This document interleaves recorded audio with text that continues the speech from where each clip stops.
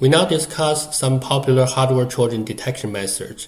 We will start with test time approaches, followed by the runtime monitoring approach. In the logical test-based hardware Trojan detection, we run different test patterns or test vectors and monitor the system's output and behavior.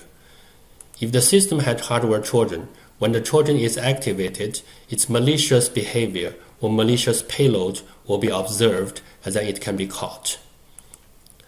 However, a full coverage test is impractical for reasonable size of the circuit. For example, if we have a combinational block with n input, then there potentially will be 2 to the power n test vectors. Once the logical block has also sequential parts, for example, if we have m flip-flops and n input, then the total number of test cases will be 2 to the power n plus m. Therefore, people have developed random test-based hardware Trojan detection mechanisms. However, such methods will fail because we have learned hardware Trojan normally are triggered by rare events.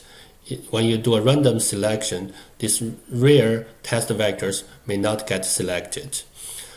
Therefore, we know the hardware Trojan detection mechanism at test time based on logical test is how to generate rare test vectors to activate the hardware Trojan. Another way to do hardware Trojan detection at test time is to do the side channel analysis, just like the side channel analysis attack. What we do is we monitor the side channel information during the execution of the system at the test time. If the system has hardware Trojan, then its presence will show on certain physical parameters and can be observed through side channels. These are pretty good because they not only capture functional hardware Trojans, they can also capture non-functional hardware Trojans, like the parametric hardware Trojans. However, they may have a high false alarm rate because of the fabrication variations, because the side channel information measurement errors, or because the modeling errors when we model the normal behavior of the system. So now let's see a couple of popular side channels. First is the power side channel. We can measure the supply current at the quiescent state when the circuit is not switching and the inputs are also not changing. In this case, if there is a hardware Trojan, the hardware Trojan circuitry will consume additional leakage power and then can be caught. However, this may also have false alarm rate because nowadays chip it has a very high leakage current. Similarly, we can also measure the transient supply current. When the hardware Trojan is activated, it has additional switching activity, and this will cause an increase in dynamic power, so it can be caught. For this one to work, we need to find ways to activate the hardware Trojan, or at least activate part of the hardware Trojan. For power side channels, there are a couple of limitations. First, it fails to capture small hardware Trojans or the always-on hardware Trojans because you cannot distinguish this from the power side channel trace.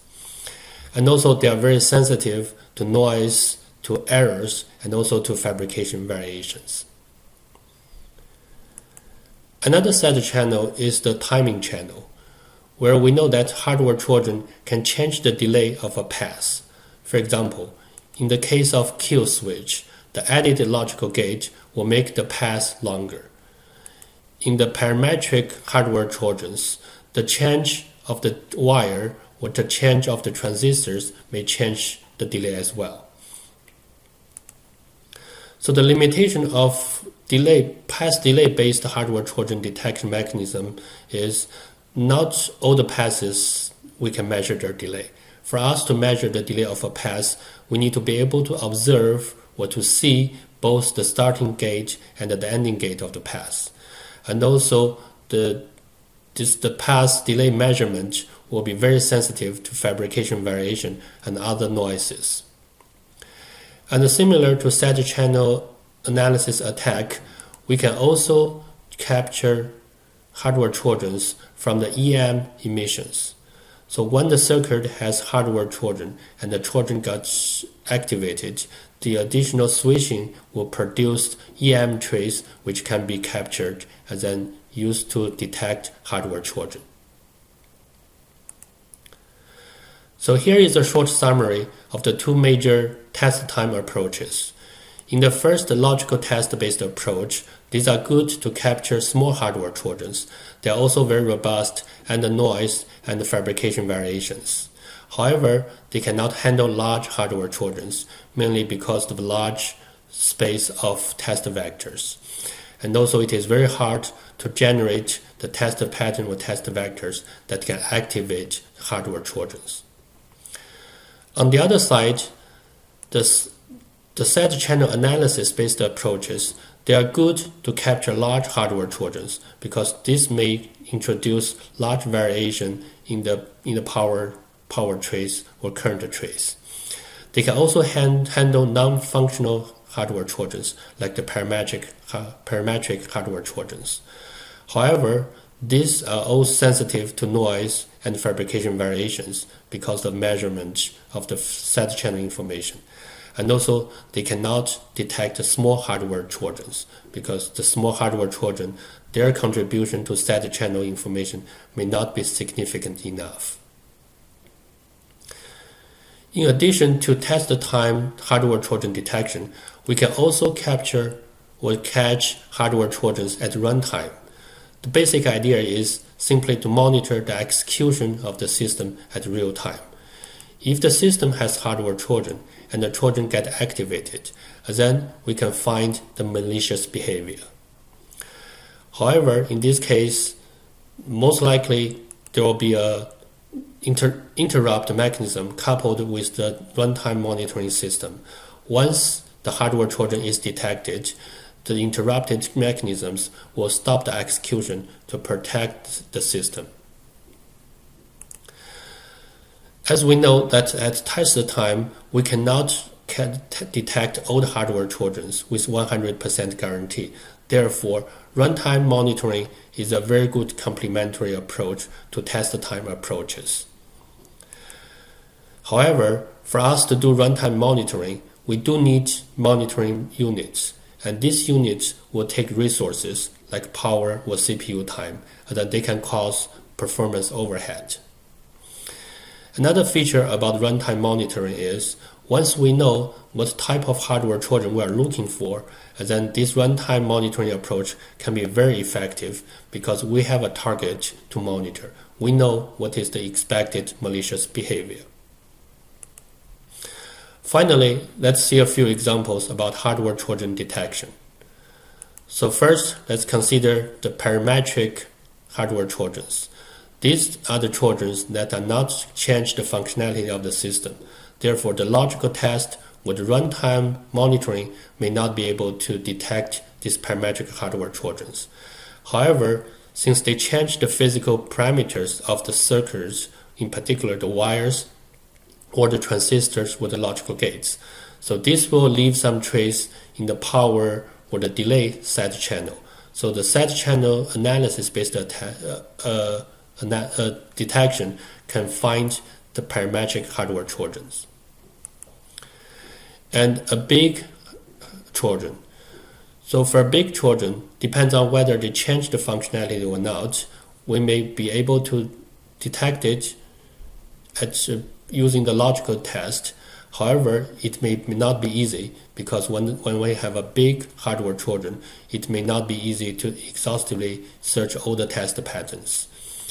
And a big hardware trojan will cause the big variation on the power consumption. So we will be able to detect it by the power side channel analysis.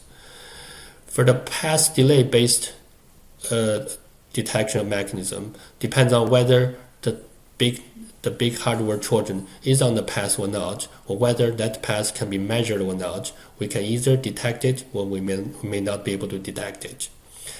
And normally, a big hardware trojan can be detected at runtime.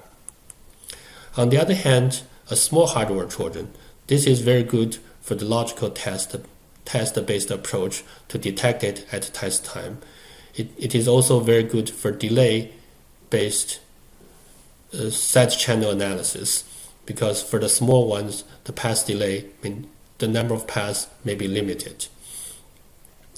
However, because it is small, so the changes it have made to the system for power is very, very limited, so we may not be able to detect it from the power side channel. At runtime, it depends on what kind of impact the small hardware Trojan will make to the system. We can either detect it or not be able to detect it.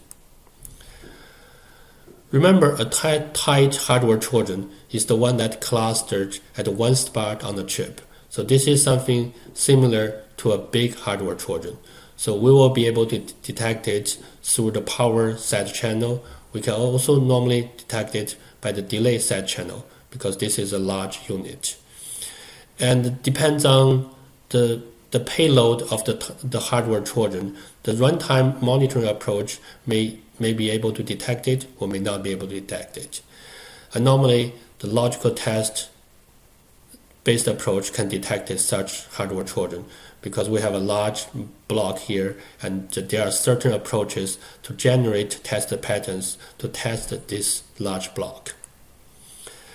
For the loose hardware Trojans, these are the ones that's randomly distributed all over the chip.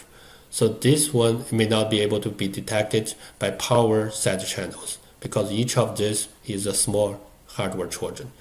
And similar as before, whether it can be detected by the runtime monitoring approach depends on its payload. And normally it can be detected by the logical test-based approach or the delay side channel. The always-on hardware Trojan, this is very hard to detect. So because it is always on, so at runtime monitoring, it doesn't show any difference.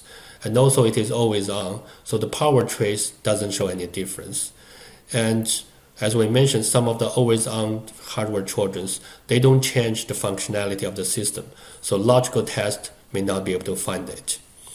However, these always-on hardware Trojans, they do change the delay of the circuit. So the past delay-based side channel can capture such hardware Trojans. Finally, as we have mentioned earlier, so there are several malicious purposes for hardware Trojan. For example, one of them is trying to leak sensitive information. So for this type of hardware Trojans, we may not be able to detect it by logical test, because to leak information, they don't change other part of the functionality of the system. And also this unit, for example, the information leak through an added antenna. So the past delay may not be detected as well. However, the power side channel may be able to detect it. Once the antenna is activated, the power may become higher. And also at the runtime, once we know the target of the hardware Trojan is to leak information, we can monitor the signal, the data communication channel of the system, and then detect such hardware Trojan.